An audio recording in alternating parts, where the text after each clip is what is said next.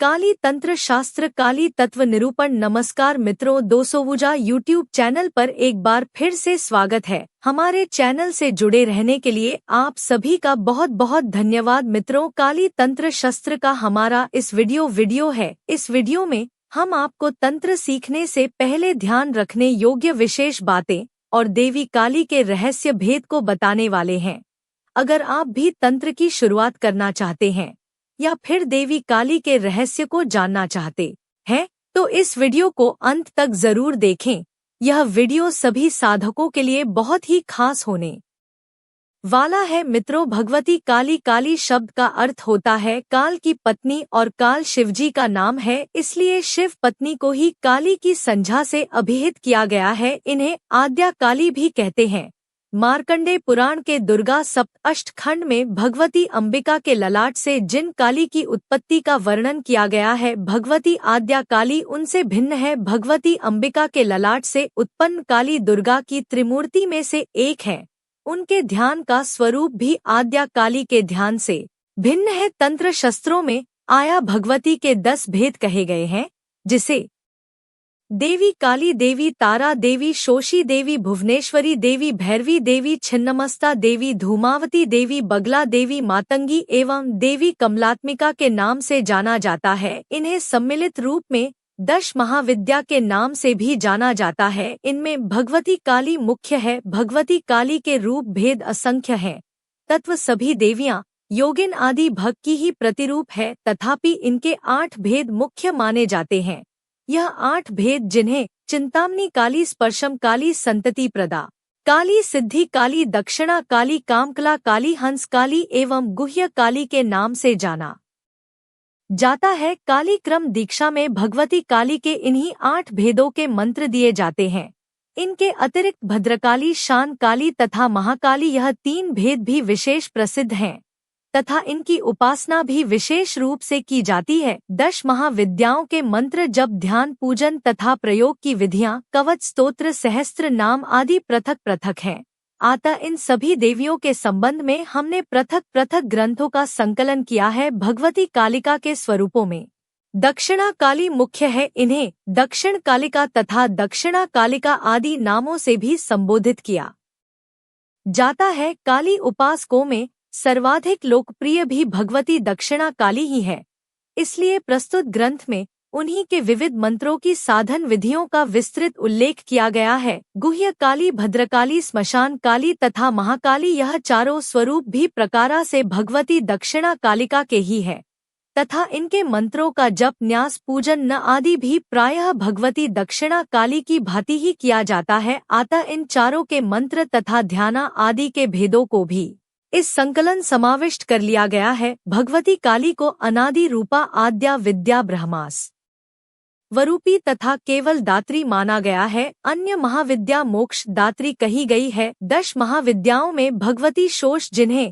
त्रिपुर सुंदरी भी कहा जाता है, तथा भुवनेश्वरी और देवी छिन्नमस्ता रजोगुण प्रधाना एवं सत्व गुण आत्मिका है। अतः यह गौण रूप से मुक्ति दत्र है। धूमावती, भैरवी, बगला, मातंगी तथा कमलात्मिका, यह सब देवियां तमोगुण प्रधाना है। अतः इनकी उपासना मुख्यतः षट कर्मों में ही की जाती है। शास्त्रों के अनुसार देखा जाए तो यह पंच शून्य स्थिता तारा, सर्वाते कालिका स्थिता, अर्थात 5 तक सत्व गुणा आत्मिका भगवती तारा की स्थिति है तथा सबके अंत में भगवती काली स्थित है, अर्थात भगवती काली आद्याशक्ति चित्त शक्ति के रूप में विद्यमान रहती है।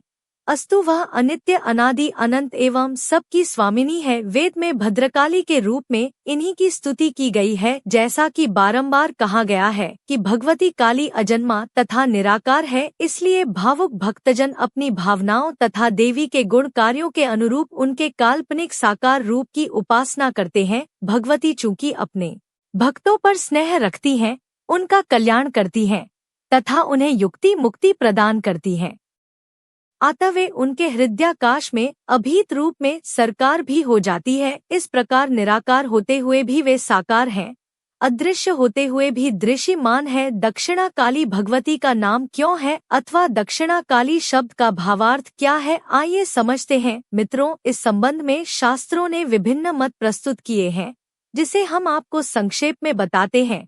निर्वाण तंत्र के अनुसार दक्षिण दिशा में रहने वाला सूर्य देव का पुत्र यम काली का नाम सुनते ही भयभीत होकर दूर भाग जाता है, अर्थात वह काली उपासकों को नरक में नहीं ले जा सकता।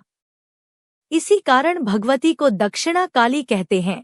अन्य मतानुसार जिस प्रकार किसी धार्मिक कर्म की समाप्ति पर दक्षिणा फल की सिद्धि देने वाली होती है, उसी प्रकार भगवती काली भी सभी कर्म फलों की सिद्धि प्रदान करती है। इस कारण उनका नाम दक्षिणा काली है। देवी वर देने में अत्यंत चतुर हैं, इसलिए उन्हें दक्षिणा कहा जाता है। सर्वप्रथम दक्षिणा मूर्ति भैरव ने इनकी आराधना की थी, इसलिए भी भगवती को दक्षिणा काली कहते हैं। पुरुष को दक्षिण तथा शक्ति को वामा कहते हैं।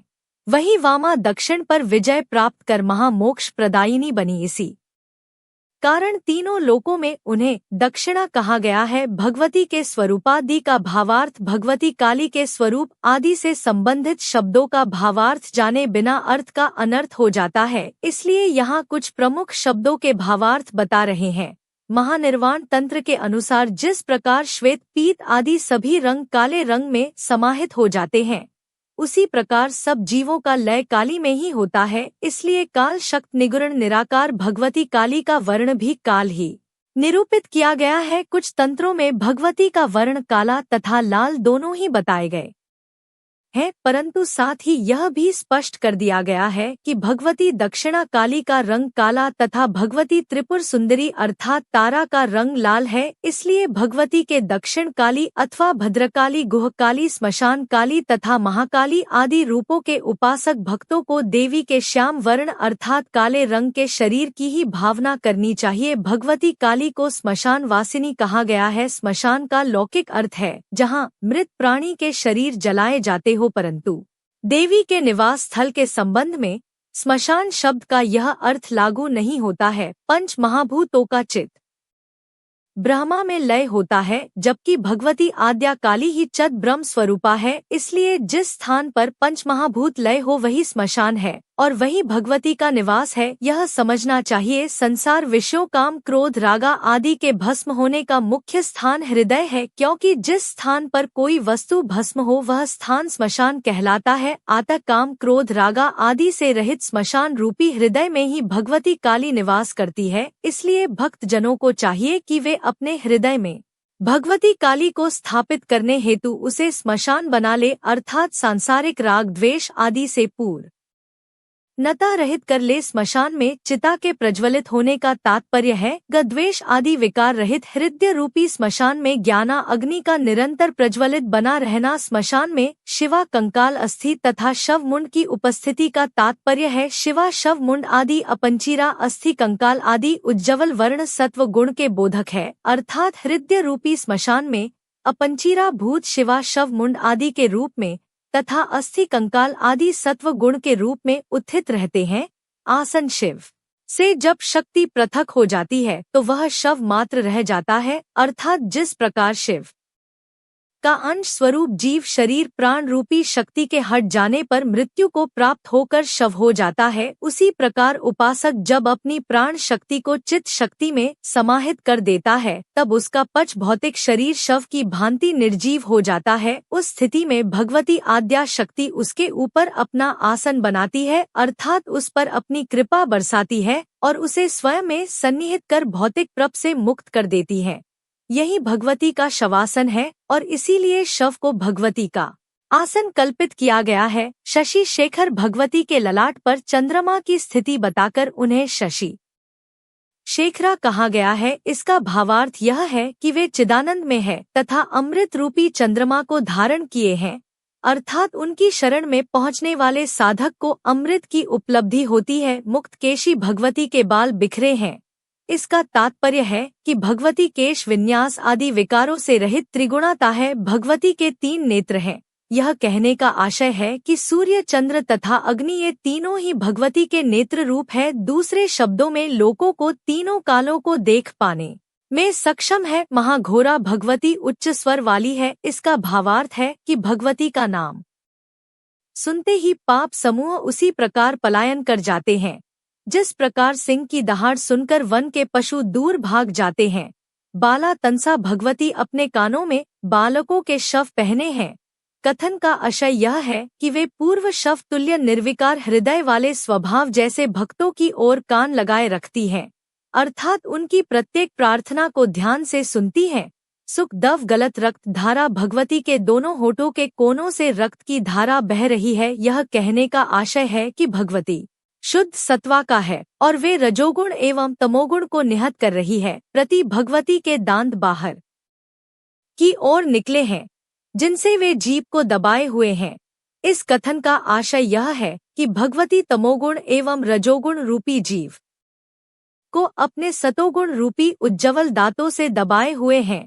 स्मित मुखी भगवती के मुख पर मुस्कान बनी रहती है। इसका तात्पर्य है कि वे नित्यानंद स्वरूपा है। पनत पयोधरा भगवती के स्तन बड़े था उन्नत है। कहने का आशय यह है कि वे तीनों लोकों को आहार देकर उनका पालन करती है तथा सुभक्तों को अमृतत्व अथवा मोक्ष रूपी दुग्ध पान कराती हैं।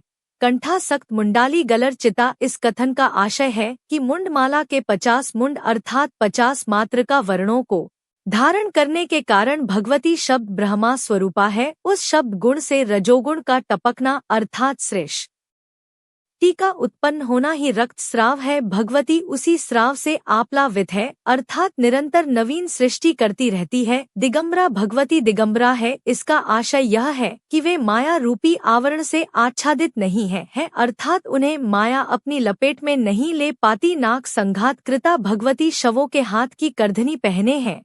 इस कथन का तात्पर्य यह है कि कल्पा में सभी जीव स्थूल शरीर त्याग कर सूक्ष्म शरीर के रूप में कल्प आरंभ पर नियत जब तक कि उनका मोक्ष नहीं होता वे भगवती के कारण ही शरीर के संलग्न रहते हैं। शव की भुजाओं से आशय जीवों के कर्म की प्रधानता का है। वे भुजाएं देवी के गुप्तांग को ढाके हुए हैं।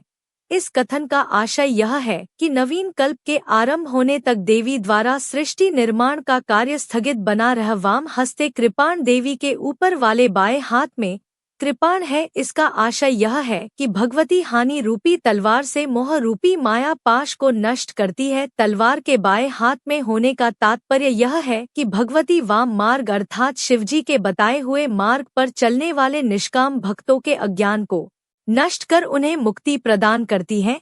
छिन्न मुंड तथा देवी के नीचे वाले बाएं हाथ में कटा हुआ सिर है। कहने का तात्पर्य यह है कि देवी अपने निचले बाएं हाथ में अर्थात वाम मार्ग की निम्नतम माने जाने वाली क्रियाओं में भी रजोगुण रहित तत्वज्ञान के आधार मस्तक को धारण किए रहती हैं। स्वेच्छा भी वनर देवी के दाईं ओर के हाथों में अभय तथा व मुद्रा है। इस कथन का तात्पर्य है कि देवी दक्षिण मार्गी सकाम साधकों को अभय तथा व प्रदान करती है। महाकाल सुरता देवी महाकाल के साथ सुरत में संलग्न है अर्थात भगवती महाकाल को शक्ति प्रदान करती है।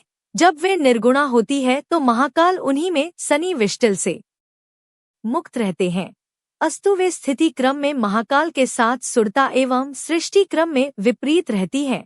नित्य यौवती देवी नित्य यौवंती है। कहने का आशय यह है कि भगवती में अवस्था संबंधी कोई परिवर्तन नहीं होता। वे नित्य चितु स्वरूपा युवती जैसी बनी रहती है। कराल वदना। इसका तात्पर्य है कि भगवती के विराट स्वरूप को देखकर दुष्ट जन भयभीत हो जाते हैं। जय दशा पूजा माँ, जय काली माँ, जय दुर्गा माँ कमेंट पर जरूर लिखिए। मिलते हैं दूसरी वीडियो में, तब तक के लिए धन्यवाद।